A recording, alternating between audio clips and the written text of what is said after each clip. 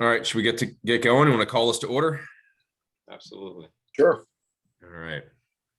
Let me read the thing. This is a regular meeting of the Shade Tree Commission of the Borough of Fairhaven. In accordance with the provisions of the Open Public Meetings Act, public meetings may be held in person or by means of communication equipment to include streaming services and other online meetings platforms. Due to the COVID-19 situation, this meeting is being presented through the Zoom meeting platform. Public participation for this October 6th, 2021 Shade Tree Commission meeting is available by call-in, phone number, or through web conference Zoom. Members of the public will be on mute until the portion for public questions comments, which will be announced. At that time, the public has the opportunity to question, comment by phone or through Zoom by the raise hand button and will be called on at the appropriate time. Notice of this meeting was included in a schedule of meetings sent to the Asbury Park Press, the Two River Times, the Hub, and the Star Ledger on January 28th, 2021, posted on the borough website, the bulletin board in the municipal building, and has remained continuously posted as required under the statute. With adequate notice having been given, the Shade Tree Commission Secretary is directed to include this statement in the minutes of the meeting.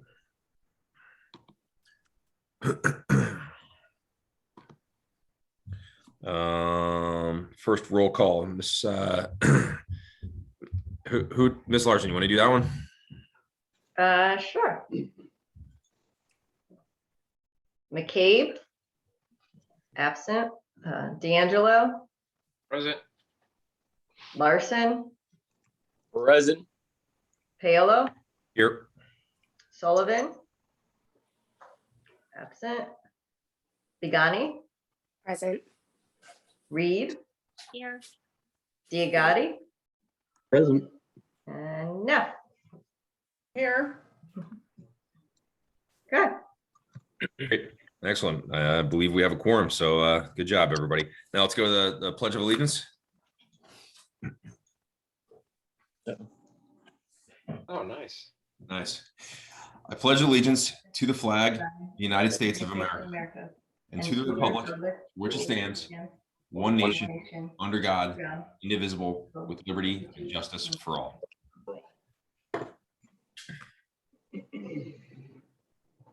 You know, for as many times as I've said the Pledge of Allegiance in my life, I continually question whether or not I'm getting it right or wrong. Every do these meetings on record, like in my own head in real time, I'm like, did I skip a line? Oh no, that doesn't sound right. Does it?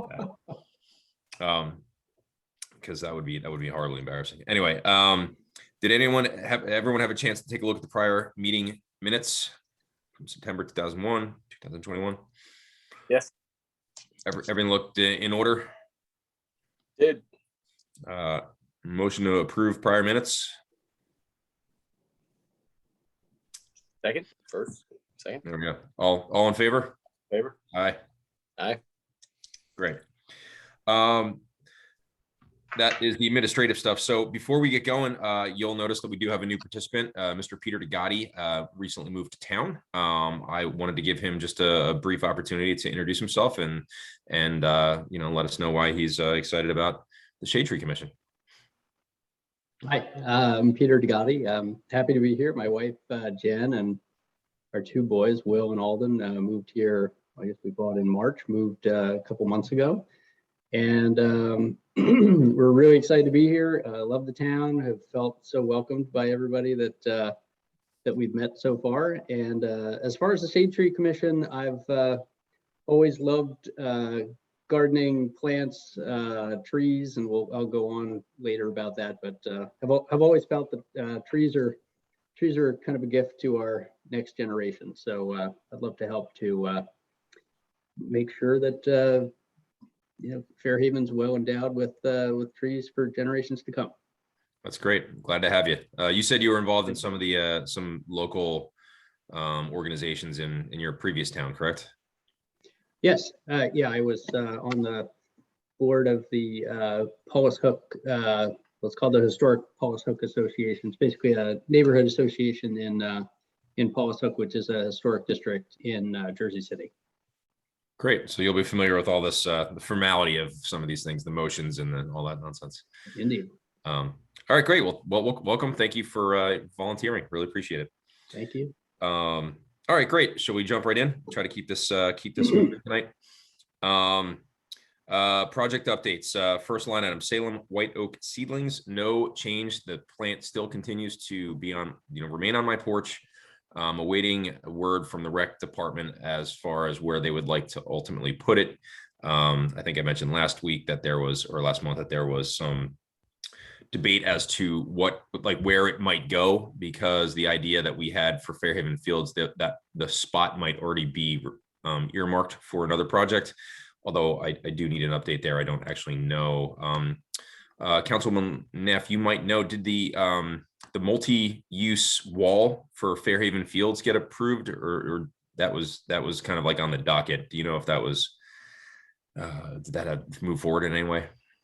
No, that went back to rec for the considerations. I think there were some questions as what the surface should be like, if it should be a harder surface, and whether or not it should be a multi-use wall. There were a number of questions, so All right. no resolution there, sorry. No, that's fine. Just thanks for the update. That there was a suggestion that exact spot would also be good for a large white oak. So that's the reason why I'm asking about that project. It's, sorry, in that case, then if that's your question, it does sound like that wall is gonna happen, or is likely to happen. So maybe we should look for a different location for the tree. Yeah, I think what we'll do is we'll kind of get through. Yeah, no, I agree. I think a different location is probably necessary. Sorry, I lost my Zoom here real quick. There we go. No. There we go. Yeah, I think, if anybody has any other suggestions, one that I liked was outside of the bird sanctuary on, I believe it's on Harvard.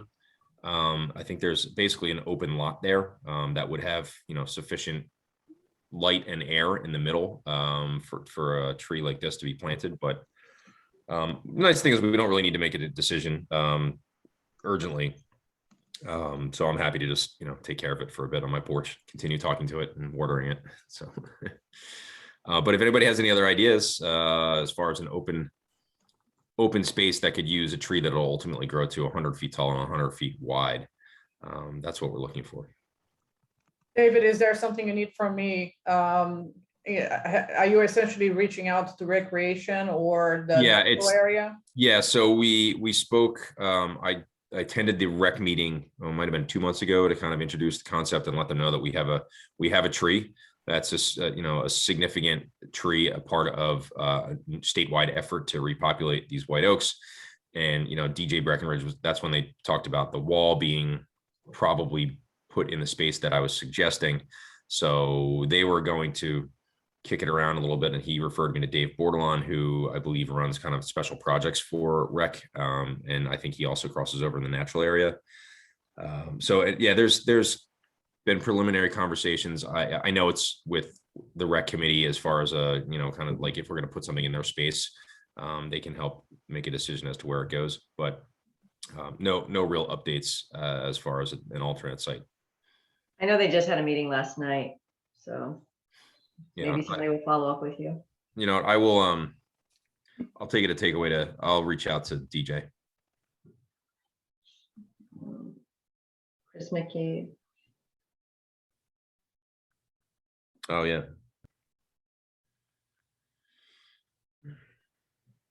White oak. Okay. All right. Next on the agenda, Green Team Initiative. Andrea, any updates?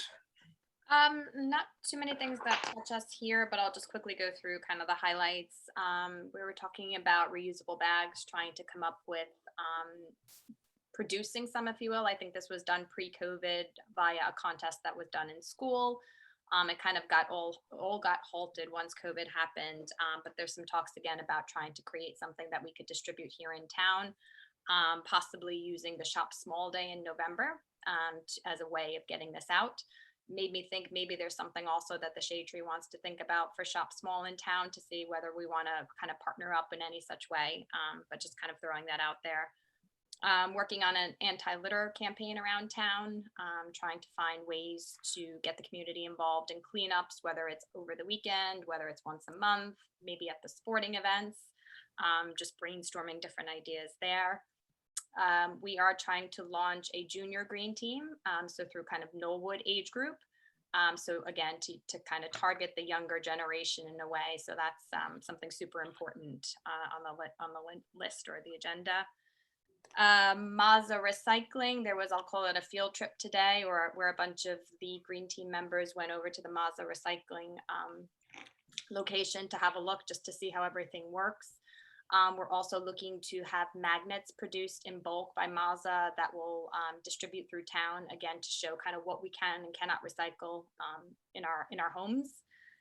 And then the last one is around a grant, trying to see turnaround time is tight. There's a Gardenier grant. I'm going to pronounce it wrong. But there's a grant that's there in New Jersey, which we're trying to see if we can kind of make our case, if you will, to get some money. It has to do with sustainability projects around town, and they're looking at the Bicentennial Hall and kind of the improvements that are happening there, to see if possibly we could put a campaign together and submit a proposal for receiving this grant. I think the due date is November, so again, quick turnaround time, but it is being worked on. Who's writing the application? So there was actually an individual, and I don't know, Lalini, if you have more detail. There was somebody who got brought into our team. She's, I don't know, from Fairhaven originally. She wasn't part of the green team, but she has a background in grant writing, or kind of producing documentations for grants. So she's been helping. So we're kind of getting her input.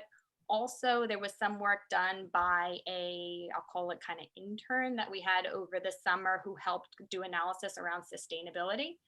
So she put together a deck that talked about, again, Borough Hall, the police station, all of this around how sustainable we are today, where we want to get to, and kind of this presentation was, I don't know, presented yet to the council, but was going to. But yeah, we do have somebody. It was.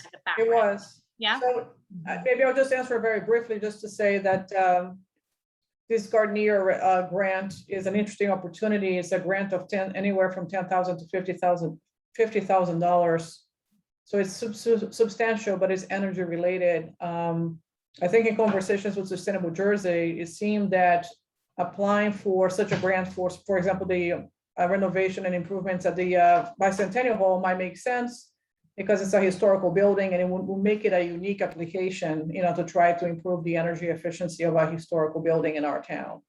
It might make us more attractive in terms of being able to get that grant. The problem is timing. We're not sure if we have enough timing to describe what we would do with Bicentennial Hall, energy related, to use such a grant. So that's hanging up in the air. Like, I think we have people to write the grant. We might not have enough time to describe what we need, or to think about what we would need, maybe for next year. So I'm not sure. It's a little bit up in the air.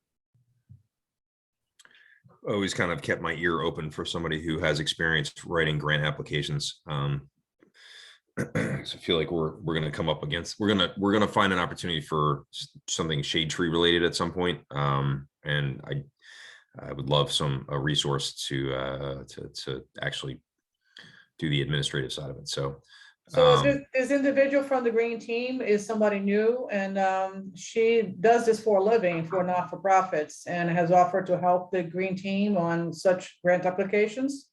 If you do need something, David, maybe we can talk offline, and I could introduce you to her and see if she would at some point have time and willingness to possibly help you with the show. I would. We don't have anything pending, but I would love an introduction just for when it does come up again. So yeah, thank you, Lillian. Appreciate it. What's next? Thank you, Andrea. Ms. Begani, social media. Hi, I'm working on some fall facts, like why do leaves change colors and things like that for our social media. We now have, last I checked, 70 Instagram followers. I see here an annual appeal. Should I be making a graphic for the annual appeal? Well, I think I think it's always good. This is a good opportunity to talk about content, right? And so I think the annual appeal, the community appeal, will be coming up. And I don't know that I've ever really seen anybody kind of stump for funds based on the community appeal is typically Cub Scouts and Shade Tree Commission, Environmental Commission, Rec. I think there's like 5 or 6 different organizations locally that tend to be on, one of the, 6 or 8 choices that you can send money to. If we have a voice and a platform with social media, we could maybe make a suggestion that the Shade Tree Trust needs replenishment. Okay. But it's, I don't know. I just thought it would be a good idea to, we could ask, if people are going to be given the community appeal, why not ask for the funds to go to Shade Tree? Okay, I'll make a graphic for that. Thank you. Jill is not here. So there is actually no update. I spoke to Bill Brooks yesterday regarding the tree inventory project. I'm hoping that I can have Jill focus on this and keep this moving. I know that we have a volunteer and we have had a training for that volunteer to identify trees and then document them so we could, have an online version of our tree inventory. But I know that Bill said there hasn't been any movement since the last meeting, so we'll shelve that. We'll table that one for the next meeting as well. So I sent around the CEUs, some of those CEU options after last meeting. Did anybody have a chance to take a class? I'm doing one tomorrow. Great, thank you. And I can send Peter, I can send this to you as well. Basically, we have an obligation to get a certain amount of continuing education credits each year, and we're like a quarter of the way there. And so if everybody could just get one CEU, and usually you can do like an online, like an on-demand module or something like that, and you'll get a CEU from, I want to say it's the NJUCF Community Forestry New Jersey group. I'll send the list to you, Peter. Yeah, send along. I'd love to get a couple. That'd be great. Thank you. Dave, can you send it out to me too? Again, I know you sent it before, but would you send it again, please? Yeah, I'll resend it to everybody. Yeah, I'll do it tomorrow as well. All right, thank you guys. Dave, is there something specific we should be looking for? Originally, I guess I clicked on the link or went to where you originally, or when you sent that email originally. I took a class. I guess it didn't count. There was information that they needed after the fact so they could send me a certificate. They needed some kind of agency code or commission code. I remember you saying that. Yeah. Yeah. So I just want to make sure I'm gonna, next time I go for it, I'm gonna want to make sure I get the credit and take the right classes. No, I agree, and I appreciate. That's strange. I don't know that we have like a municipality code. I'm looking at our accreditation status from last year, and there's nothing here that looks like a code. Did you email Emily Farshon by any chance? I did not.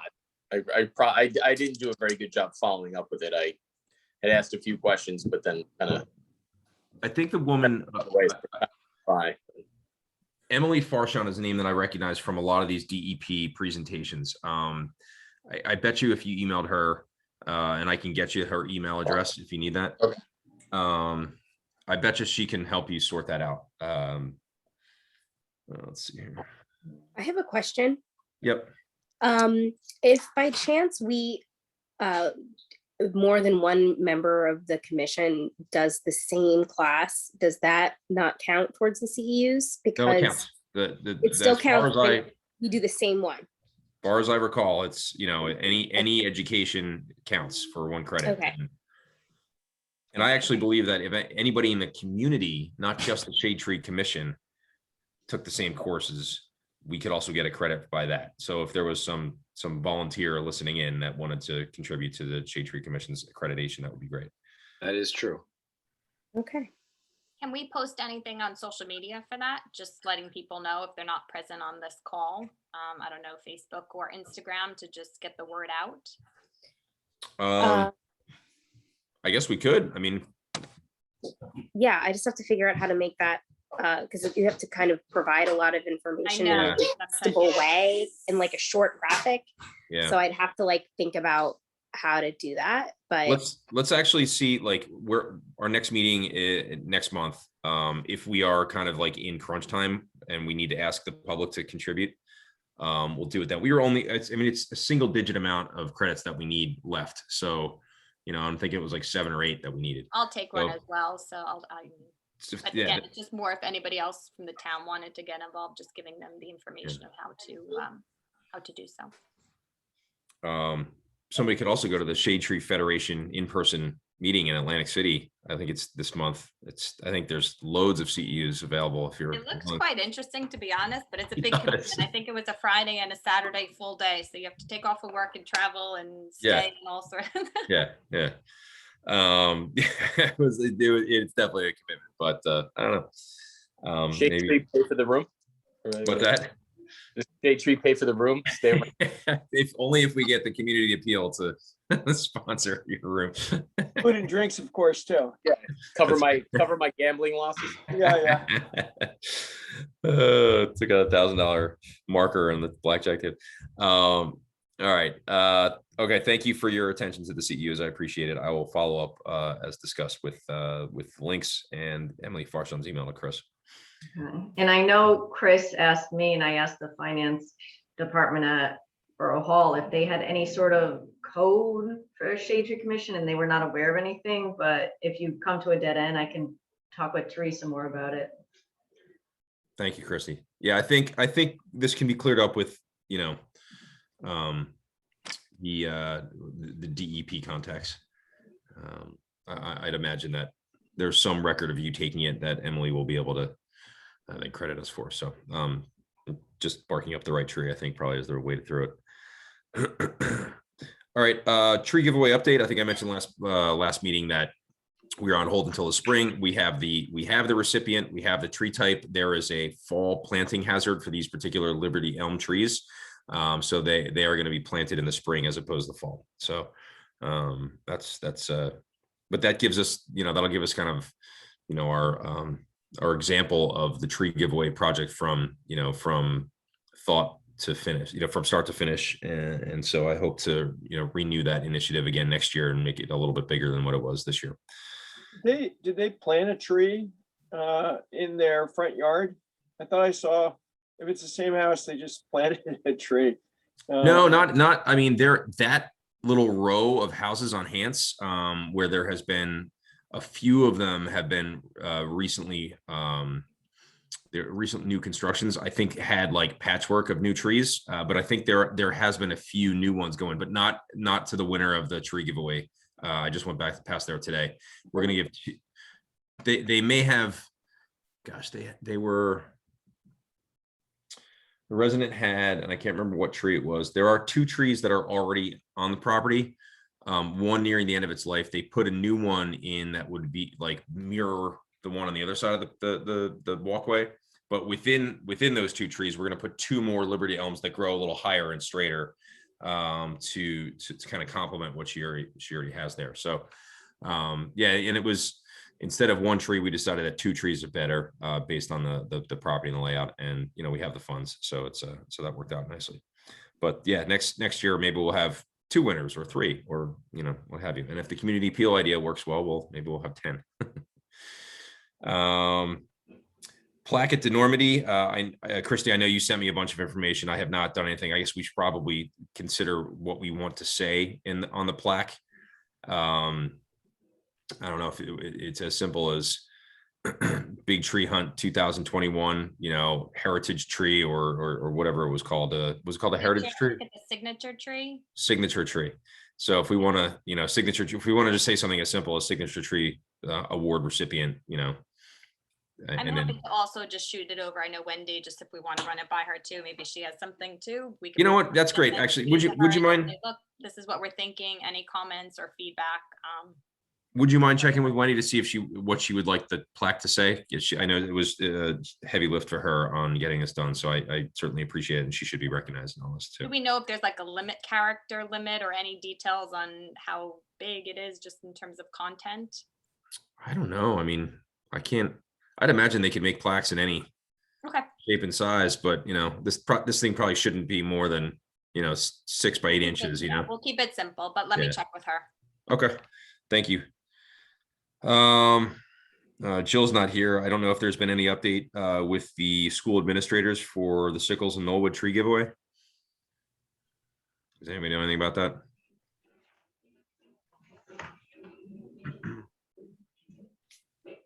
All right, we'll pass that till the next meeting. And spent some time with Bill Brooks yesterday. Things we talked about were, let's see here. Oh, he said if people want to look at an example of a street tree that's going to have to come down, he said at 174 Buena Vista, there's an oak there's a very big bulbous base to it that he suspected was hollow, and he inspected it, and he in fact does believe the tree is compromised. So it is something that he is researching on the town's responsibility to take it down, because he said it would be catastrophic failure at grade. So that could go either way, toward the house, toward the street. You never know. So all we need is one big storm to take that one down. So that was one that he brought to our attention, and he's getting quotes on taking that out. But it was a good example, and I drove past it, of a tree that is at the end of its life. There's all sorts of, there's like mold growing on it that you can see as an indicator to failing health. So yeah, check that out, 174 Buena Vista.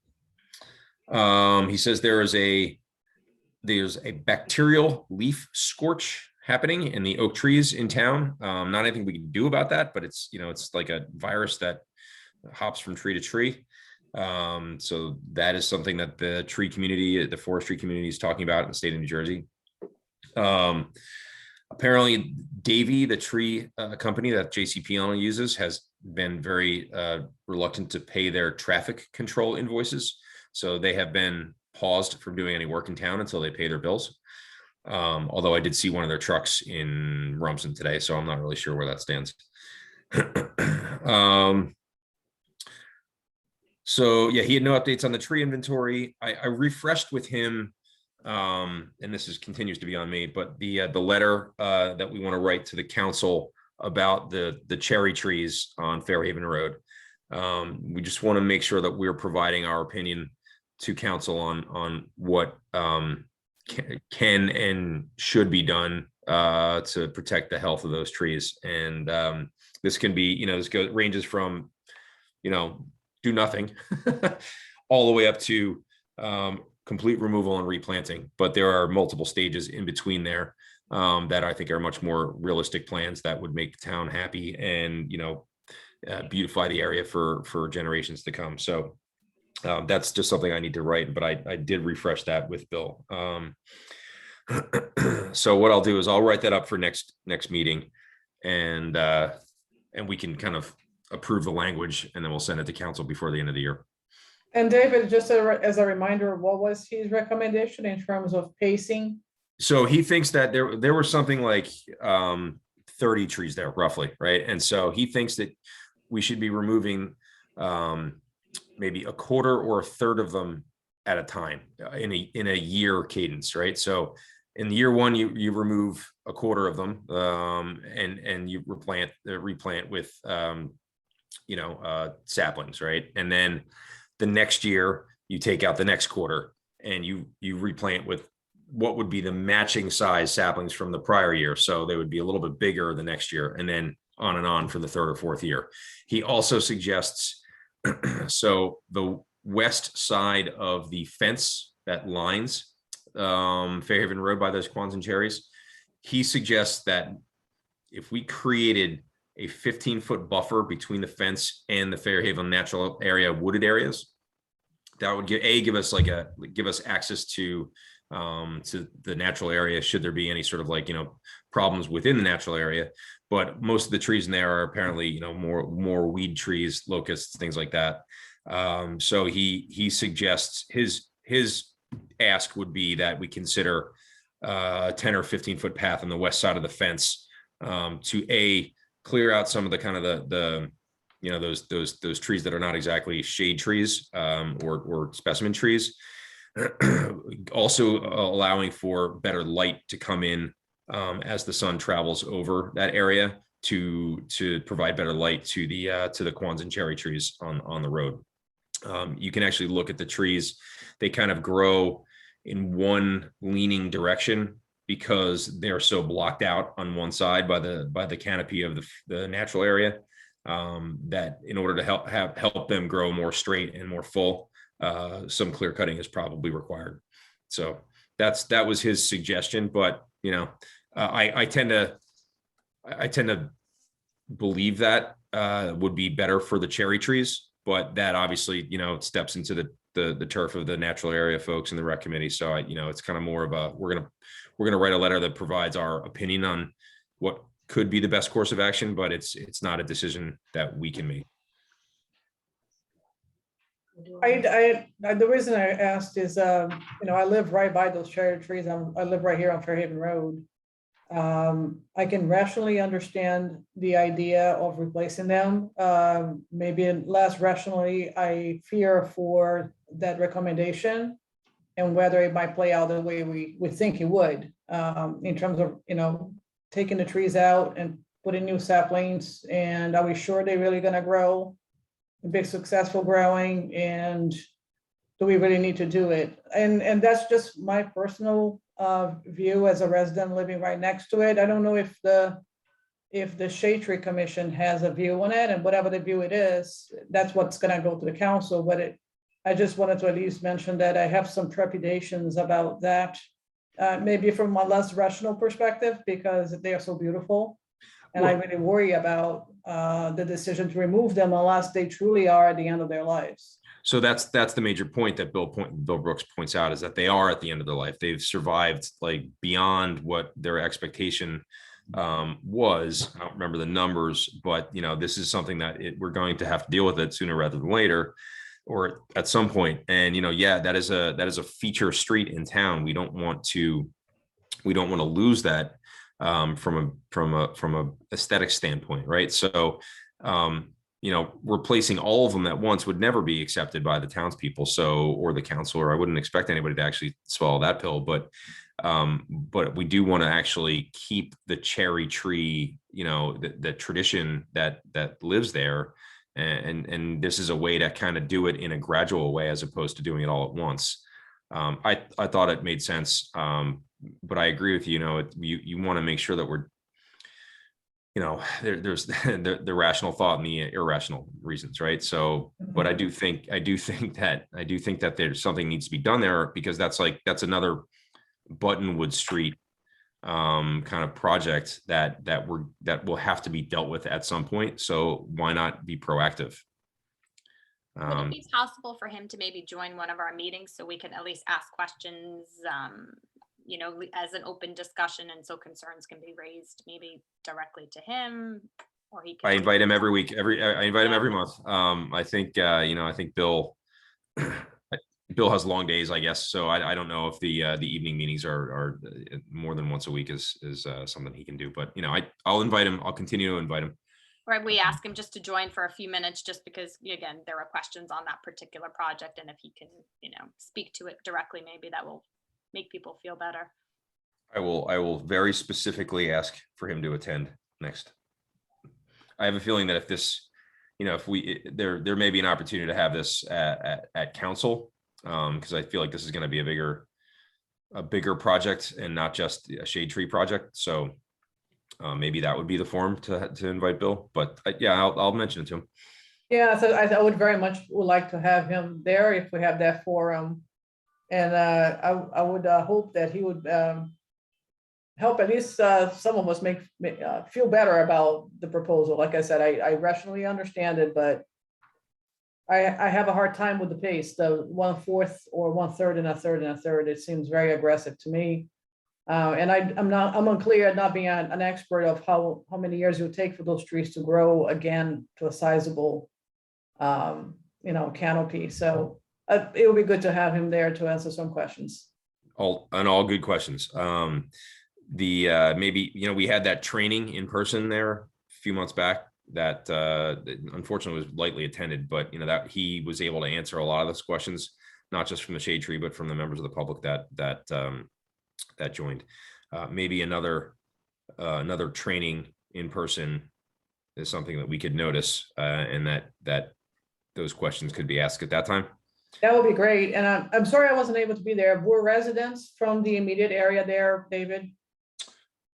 I It don't. would be good to make sure that the residents from the immediate area are there. Just my experience at council is that people will be very upset if they don't know about it. I hear you. I know. I asked somebody who lives right across the street to join. I know that one of the council members that lives up Buttonwood was there briefly. It was noticed publicly, so there was plenty of opportunity for the residents who live immediately there to join. But it was kind of a weird weather day, and so not a lot of people came out. But yeah, I think I think it's fair enough that we could do another training to kind of have some of those questions answered, and especially if we lob a letter into the council about here's what we think should happen. I feel like that'll inspire more conversation about it.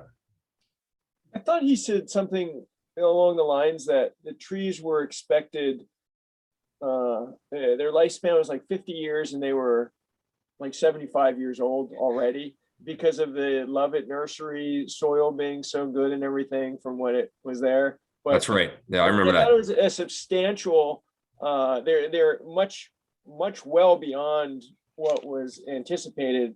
So I mean, we're pretty fortunate between that and the canopy that they are doing as well as they are. That's right, Chris. You're right. I forgot that point, but yeah, that was roughly the numbers I had in my head too. It was like they were 20 years beyond their expected lifespan, and the quality of the soil there apparently is helping. And then the question was asked were Quanjin cherries going to be the right tree to replant there? And the point was, well, they actually do thrive in that specific spot, so might as well stay with the same tree. I think although the point was made that maybe Quanjin cherries are not native, but I don't know that we would want to completely pivot away from what is already working there. I would actually like to see the Quanjin cherries extended around the corner all the way down Ridge Road to the entrance of the natural area, but that's all. That's more ambitious than I think we have. And also, and a different tree, even if it's native, might not do as well as as those trees have done for whatever reason. Yeah. So that that introduces a whole new set of questions about how they will do going forward. But I love the idea of more of them. I actually thought about putting them in my front since I lost the top two, the big trees in my front yard because of a storm. I actually thought about it, getting those trees over here, so it's an extension of the field of the natural area. I think that would be great. It'd be great. Yeah, we haven't made a decision, but I thought that would be kind of neat. Look at if we load up on community appeal funds, and maybe that could be a project for next year, we could just give away Quanjin cherries down Fairhaven Road and see if we can make that the imagine 50 years from now if the entire That would be street. awesome. Wouldn't that be awesome? That would be absolutely awesome. Yeah. Well, there we go. We can dream, can't we? That area is going to be impacted by the sidewalk project, I think, as well, right? Because there's no sidewalks there. I thought that was on one of the. It will be a trail. I think it would be a trail. I don't think it'll be a sidewalk that will impact those trees. That would be no plan for that. Huh. It will go inside. I think that's what David was saying before. It would go inside the fence or some other way, but it would not take down the trees. I don't think it's been fully conceived, Chris, but I don't think anybody would want to have a sidewalk that takes down those trees. No, I'm not saying taking down the trees. I'm just, I was just surprised walking when the sidewalk just kind of abruptly stopped and it was dark and you have to go to the street there. it was a little hairy. Yeah, it is. You're right. You have to go to the street. That whole area needs improvement. That whole block needs a safe way for people to walk and bike there. Thank you very much, everyone. Yeah, so the last thing I spoke to Bill about yesterday was, that it comes up every once in a while, the tree ordinance. So, Bill has the perspective of representing and being the forester for not just Fairhaven, but for Red Bank and for Rumson as well. So he sees kind of the differences between towns and the way that we do things. He's highlighted some differences in the tree ordinance when it comes to kind of some of the charges that are, assessed to residents and contractors, or applicants, I should say, when taking out trees during construction projects. And I guess our ordinance, the top end penalty is $150, right? You could take out, I guess, as many trees as you want, and you never go above $150. Whereas in Rumson, they do a per tree. I think it's you could take out something like nearly 20 trees for $150, but then there's $25 a tree beyond that. And it's actually less when it's a contractor that does it. If it's a contractor that's the applicant, they can only do 5 trees for $150, and then every tree after that is another $25 with no cap. So if they clear cut, a multi-acre property, you're talking a few $1,000s in fines, whereas we will only cap out at $150. So my point is, I want to do some work to compare the tree ordinances of our town versus their town, and see if that's something that we can be a little bit more deliberate about. And I just think that that there's an opportunity to kind of to adjust. And I don't know, how does everybody feel about that? What's so they get fined if they don't plant a new tree. If they plant a new tree and it dies 6 months later, is there any recourse, or you know what I mean? Like, how is it? What are the stipulations for that? I don't know. Yes. That I don't know. Yeah, I'm sure that's in the fine print. I just don't know. I mean, does someone actually check a year later and say, they were supposed to build 12 trees and they're all gone now because they didn't make it? Well, I think a lot of that would fall on probably the forester and the zoning board, I'm guessing, because I think that the construction plans all go through zoning, and forgive me if I'm wrong. I don't know, but it seems like when a construction application goes in, I think there is a landscape design requirement. And I know that discussions occur about trees that are going to be removed and the efforts to preserve trees. And then I think within all that application, through the process would have its fines attached. But I don't know, Chris, you ask a good question. I don't know who goes back a year later and sees if those trees are all living. I don't know. Dave and Chris, I mean, I like to, obviously there's a lot of nuances here and a lot of questions that we may have about it. So I'd like to just volunteer and look into the Rumson way of doing things, and maybe report back in a month and see if we have questions like, what constitutes a tree? How wide does the base have to be? Chris's question about whether it's living 6 months later, different applications for, a commercial versus residential, builder versus homeowner. There's a lot of questions here. So I'm going to go, if you don't mind, if you have a contact at the Rumson Shade Tree Commission, or whoever is in charge of this ordinance, I can kind of investigate it. Maybe we can discuss it a little further in detail. I don't know that. Yeah, thank you. I appreciate that, Mike. Yeah, that'd be great if you could take this one. I think there is nuance to it, and I think you could start with Bill. He could probably point you in the right direction, or we could just do a quick search as to who's involved in the Rumson side of things. But I know Brooks. I mean, he knows the differences in the town's ordinances pretty well, so he was able to kind of walk me through a lot of it, and I'm sure he'd be able to do the same for you. Yeah. Since Bill isn't coming to the meetings, it'd be one of us. I'd like to just look into it and see if we have any questions, because I think it's something we should do with all the building around here, and we've been dragging our feet on this for a couple of years. Yeah. I'll help with that if you need any. If you want me to help you with that. Great. Thank you. We were also remember the conversation we had about the process as to where it goes before or after things were submitted and built. Years ago, we had the frustration of finding out that the process occurred after. So by the time we got to look at the plans, the trees were already gone. I don't know if I know Chris I think Chris might have been he might have been the president at that point, but I don't know if it ever changed or not. I don't know what the actual process is. Yeah, and I remember Bill being very frustrated by it because he was doing a lot of things that came too late. So yeah, I'll reach out to Bill and hopefully we'll have some more information at the next meeting. So I guess he also expressed that timing is good right now to do this. I guess new ordinances are put into the code in January. So I guess, we have a little bit of the end of the year here to look into this and suggest any changes. I have both ours and Rumson's printed out, and Bill highlighted some differences. Mike, I could drop these off in your mailbox tomorrow if you'd like.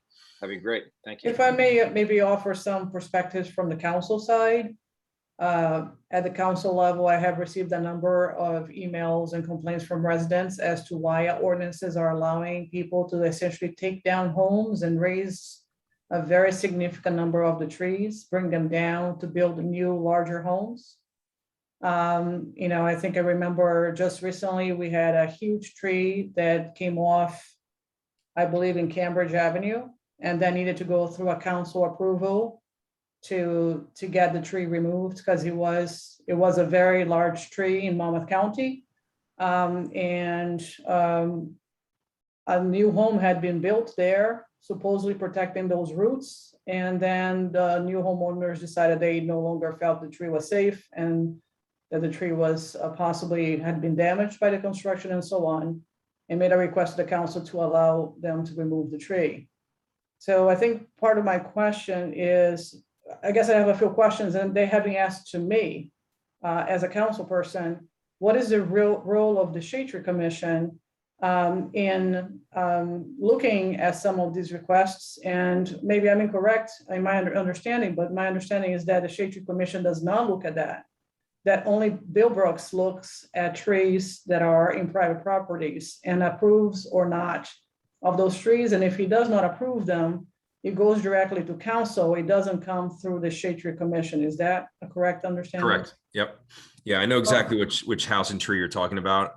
That was a real shame because that was a real specimen tree and healthy according to Bill's, based on Bill's assessment. And it was apparently getting litigious. Yeah, exactly. It was.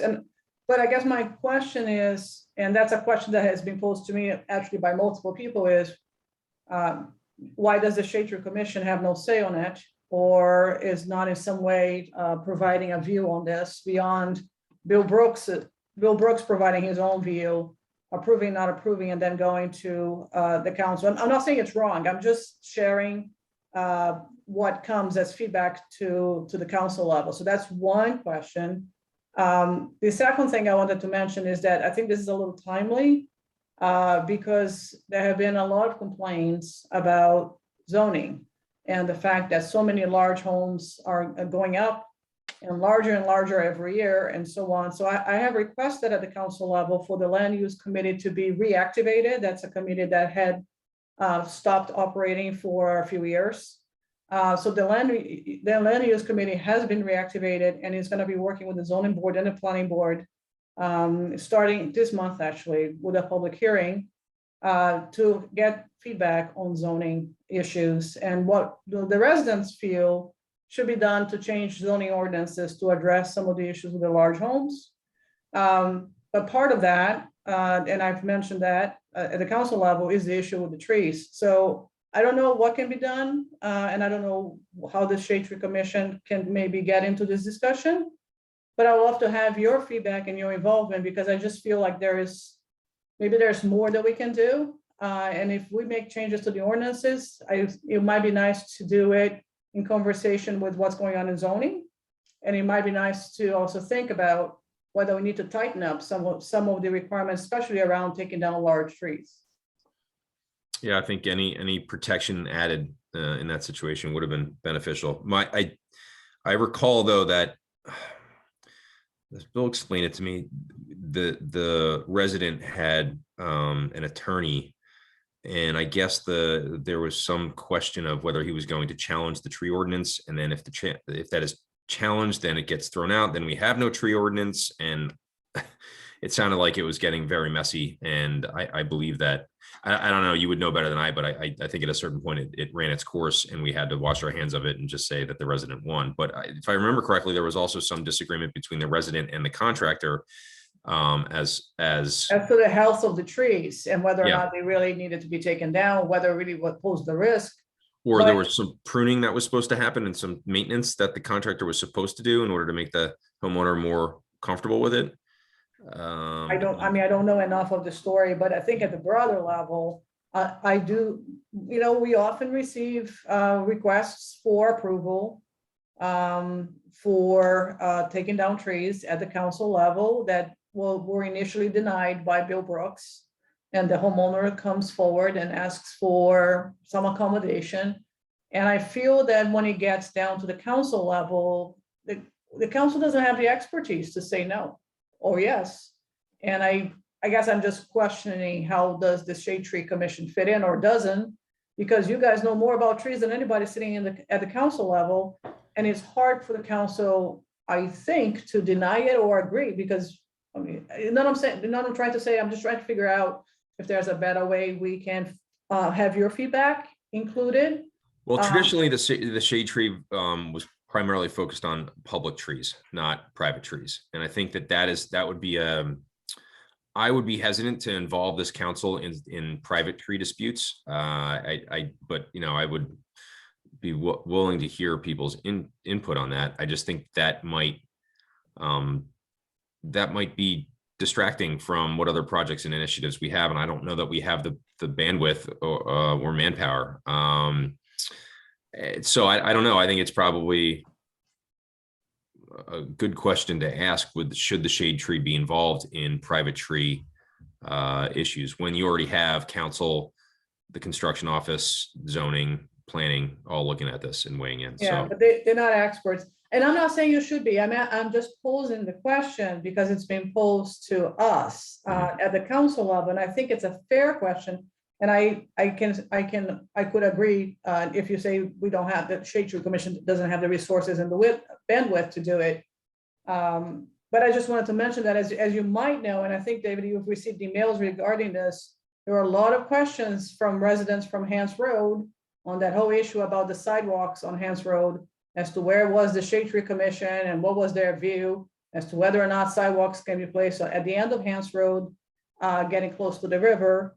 And what happens to the trees there, because there are a lot of older trees. So it's kind of back to the same. And now there's a whole other discussion with regards to possible sidewalk on Oak Lawn, on Harding Road. And if it's done there, a sidewalk is done there, there'll be a lot of trees coming down. I just wanted to say, like, maybe this doesn't pertain to the Shade Tree Commission, but I just want to share it with you because it's a little bit muddy and muddled when we're discussing it at the council level, and a number of residents specific to the very hot issue of the sidewalks or no sidewalks or curbing, no curbing and Hance, which has been a huge issue at the council level in the last couple months. There have been questions specifically asked about where's the Shade Tree Commission on this. And I just wanted to share that with you.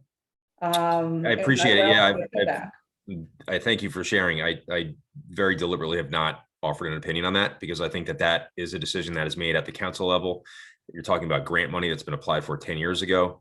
I know that this is a very hotly debated initiative, and there's a lot of pros and cons. And I don't think it's the Shade Tree Commission's place to actually have an opinion on council business. So that's why I haven't really weighed in on this. So, Okay. All right. Those are two separate issues though, right? I mean, if you think about, if we're talking about the Hance Road project and the sidewalks, those trees are public right away. Obviously I live right there, so I know. So that is something maybe we should look into as opposed to private trees. I agree with you. Maybe we shouldn't get too far in the weeds because it is a private issue and an issue that doesn't necessarily pertain to us. However, I don't see any problem with making a recommendation about these ordinances. I mean, I think that, as Councilwoman Neff says, that we are, I guess, the local tree experts. And if we can make a recommendation, I think that's at least something we could consider. That's fair. Yeah. Yeah, I think we maybe should talk about it more, whether offline or on the incoming meetings, because I just find that maybe there's more that we can do, and maybe there's better ways we can work. And I really feel that you are the experts, not the people at the council, not zoning, not planning, not our engineers. And yes, Mike, you're right. To your point, that sidewalk will be on the right of way of the town. The town owns that land at hand. But I'm not trying to get you on a hot topic, like I'm not trying to, that's a very hot issue at the council level, and I'm not trying to get you uncomfortable, trying to make an opinion on that, but I just wanted to pose that to you, since you're talking about modifying the tree ordinance and so on, and because I think there's a very muddled view from at least us, residents and others as to why the Shade Tree Commission may or may not opine on certain things. And maybe we just need to be sure that we know what we want to opine on and be very clear about that. Yeah, and Or historically, whether we want to change it. we've been down this road historically with the 3rd Street issue. I remember a few years ago, we were the last to find out that those trees were potentially going to be removed, right? Yeah.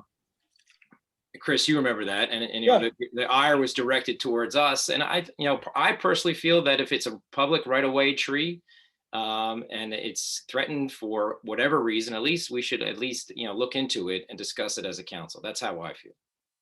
I agree, and I think that if there is, if the process of identifying trees at risk was put into play prior to, a lot of times after the fact, then it could salvage a huge number of the trees that are on that street if that project is going to come to fruition.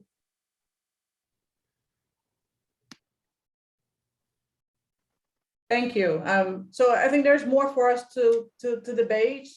And I agree that, if this commission feels that you would like to comment on some things, then, maybe we just ought to make sure that we know what the boundaries are. And I would be happy to make sure that we get that conversation going with the right parties, because it is better to plan ahead of time so there are no surprises and that we have a full engagement ahead of some of these discussions at the council level. And back to, we're definitely not the experts at the council level. Has there been a plan decided on for the sidewalk project on Hance? Because last I read was that it was still, up for debate whether they want to put sidewalks in or if it's going to be sharrows or, but it does sound like there's going to be curbs no matter what, and that would be a widening of Hance.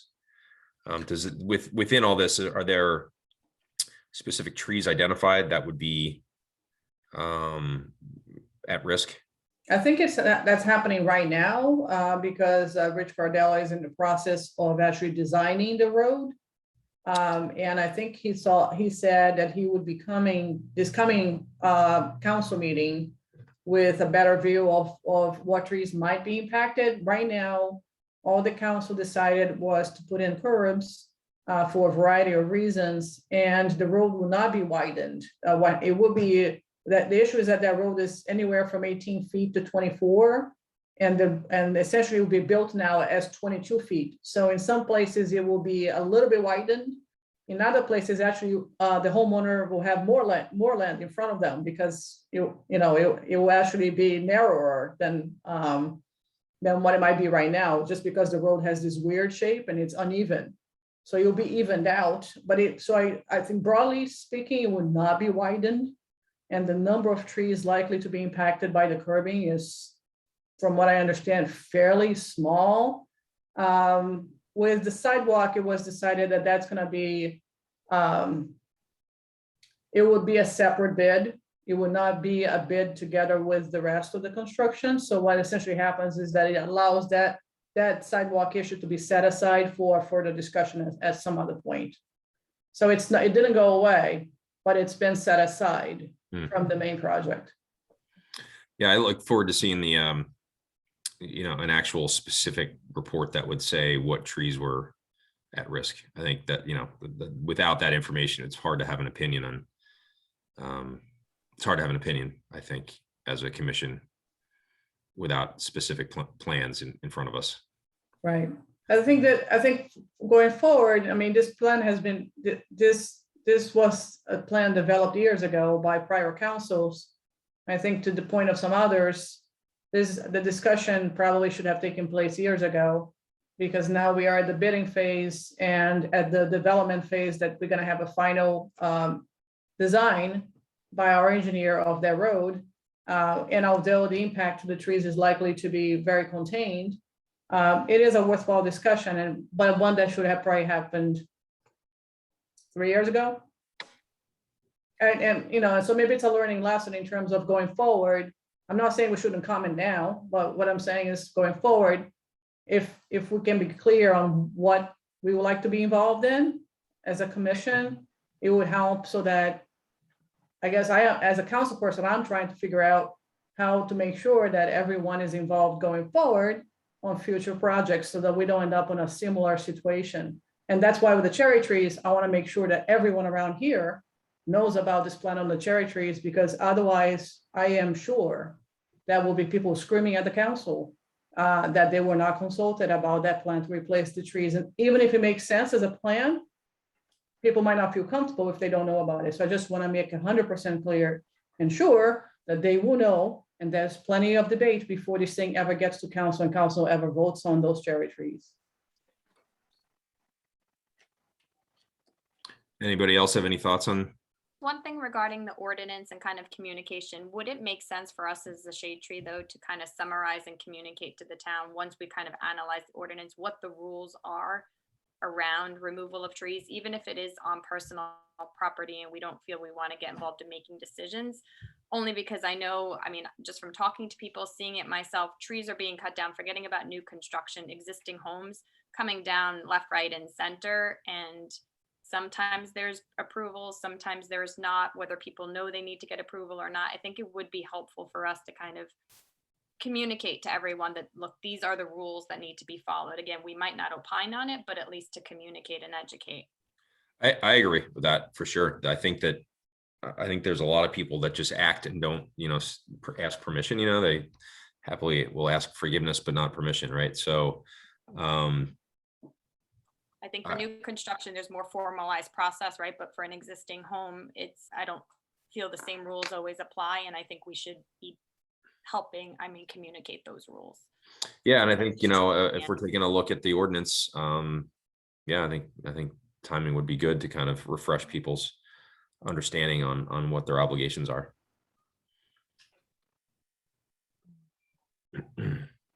Just regarding the borough is undergoing a entire evaluation on all its fees in the clerk's office, whether it be pods or, trees, garage sales, anything that you go to town hall and get a permit for to do. We have done a large comparison over the last couple of weeks of multiple boroughs in Monmouth County. So I might have some of that information already. I can forward to you, Mike. Tom Rogers is the clerk in Rumson, and he's been really helpful. So I can send that your way. Thank you, Christy. Mm-hmm. And you're right about the timing. We've been telling, different departments we'd like to take a look at the end of this month, so that we have time to review before the end of the year. Mike, I'll drop the tree ordinance printouts that I have with the highlights from Bill in your mailbox tomorrow. Thanks. Good meeting, everyone. Any other questions, comments, concerns about anything we've discussed tonight?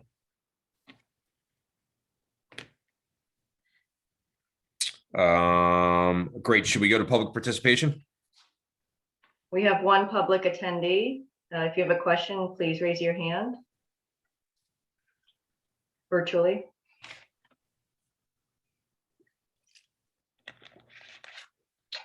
Anything? I guess not. I guess not. All right. Well, any other agenda items that people want to propose? I think we've got tree ordinance review for the next meeting. I'm actually going to add, just so we continue talking about it, the Quanz and Cherry giveaway for Fairhaven Road, to see if there's actually some legs there when we can think about how, you know, if we offered, Lillian, you might agree with this. If there's somebody on Fairhaven Road that has offered a Kwanzaa cherry tree for their front yard, would that, you think that would be something that people would be receptive to? I think it would be something to think about. I mean, if you, as you drive closer to it, it would be kind of nice if you had already some trees getting started and then you have that road there. I think Yeah, so. I think it would be, I mean, I really envision this 50 years from now, right? When we're all old and gray, like to see, you know, to see much like a full wrap around to Ridge Road, to go all the way down to, you know, Fairhaven, you know, past Sickles and even out to the historic district. I think it would be wonderful to have, you know, that be the signature tree of that part of town. Yeah, I love them. I think they're gorgeous. Yeah. That we could definitely use some more of those. How about Okay. 20 years? You know, I don't know, 55, 50 years. Okay. All right. So Oh. yeah, 20 years. You know what? You're right. Hopefully, you know, 55, 50, you know. Yeah. Fingers crossed, 55, 50. All right, guys. Well, we'll put that on the calendar for next meeting as well. So good stuff. Anybody Sorry, have one any- more thing, because I did some research regarding the community appeal. It turns out it is not run at all by Borough Hall. It is run by a private 501c3 of community members, and it does go out at some point in October, they told me. They'll be sending it, so Leah, for your content and such, I guess look out for it in the near future. Okay, thank you. I feel a social media campaign coming on. One other thought, just jumping in back to the Kwanzaa cherry trees. The point of kind of having concern of a sapling being planted and growing and actually thriving if you take one away could be something to consider, to plant a few, you know, around that corner, and we can watch them develop, you know, and see them take and thrive, and then we'd have a little more confidence that, and maybe the folks in the area would have confidence that if you planted a sapling there, it would take off and thrive and give people more confidence to take down a few trees. So Yeah, no, I think that's a good point. I think that road is, it's not as easy as it sounds. I think, is that a county road? Is Ridge Road a county road? I thought so. Yeah, I think we have less ability and flexibility to plant on county roads, and that also has the JCP&L high wires, not the what do they call it? Not the primary power, but the transmission power, which is the high ones, you know, the high voltage lines. And I think that JCP&L has an opinion on whether or not trees should be planted beneath those lines or near them. I think David Borderlawn is the person that I worked with for the Girl Scout tree planting a few months ago.